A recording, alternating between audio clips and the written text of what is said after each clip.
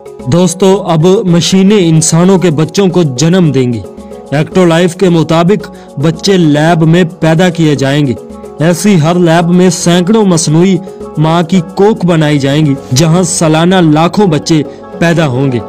प्यारे दोस्तों, अब आपके लिए यहाँ एक परेशान कुन बात ये हो सकती है कि माँ के पेट में तो बच्चा खुराक लेता है और दुनिया में आने से पहले माँ के पेट में बहुत सी चीजें मसलन बाहर की आवाजें वगैरह सुनता है।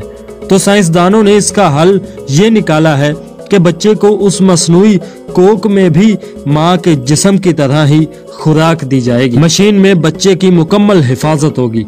बीमारियों और इन्फेक्शन से बचाव के लिए खास इंतजाम होगा। बच्चे की दिल की धड़कन, ब्लड सर्कुलेशन, ऑक्सीजन की फराहमी और दीगर अवामल को कंट्रोल किया जाएगा। अब देखना ये होगा दोस्तों कि इस नई टेक्नोलॉजी के अमली तौर पर नफाज के बाद क्या इंसानों के बच्चे भी माँ की कोख की बजाय हकीकत में मशीनों से पैदा होंगे।